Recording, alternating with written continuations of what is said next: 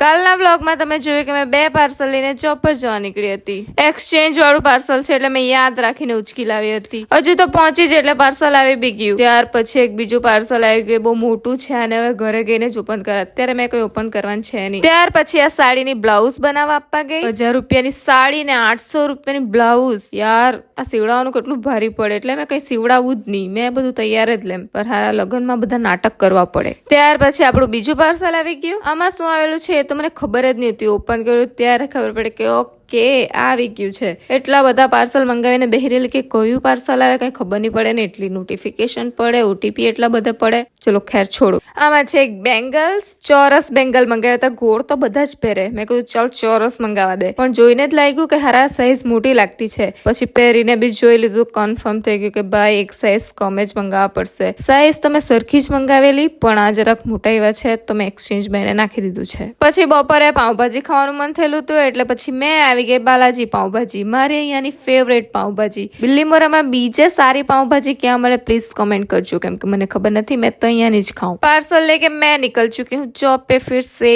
बैठ के आराम से खाऊंगी. फिर પછી સાંજે ફોન કરીને મારી બેન કે જરાક જલ્દી આવજે, એટલે પછી મેં જલ્દી જરાક નીકળી ગઈ હતી. અજરાય તો પહોંચી ગઈ. ક્યારની બેહીને રાહ જોતી છે એ લોકોની, પણ એ લોકો જો આવતા હોય તો ફોન કરીને મને કે જલ્દી આવજે. યાર બહુ ક્યુટ દેખાય ને યાર. આઈ એમ ઓબ્સેસ્ડ વિથ માય સેલ્ફ. પછી મને લોકો ગમે તેવી ક્યાં કરે, આવી દેખાય તેવી દેખાય, પણ મને તો મેં બહુ જ ગમું. સિરિયસલી કોને કોને ગમું પ્લીઝ કોમેન્ટમાં રેડ હાર્ટ મોકલજો. સોરી બહુ ક્રિંજ થઈ ગયું માંગવાનું. સોરી ગાઈસ, બધા મને જોતા જોતા જાય કે આ શું કરે છે લાઈટ પાડીને.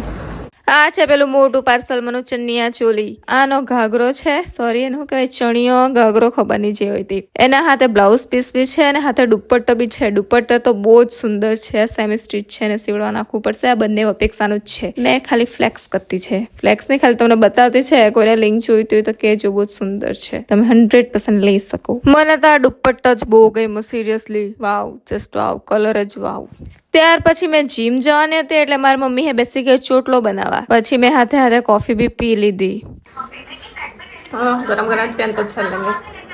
નિકલ તું ખાઈ લે તમે. કેટલી લાંબી થઈ બ્રે, કેટલી લાંબી થાય બતાવવાનું સુધી.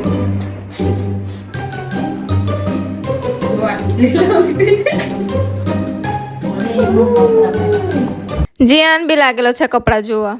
એના કોથળીમાં બહુ ઇન્ટરેસ્ટ. ત્યાર પછી જીમ જોવા પહેલા અમારા ભાઈના છોકરાઓ કે નવી સાયકલ લીધી તે ચલાવીને જોઈ. उसके बाद मैं चली गई थी जिम.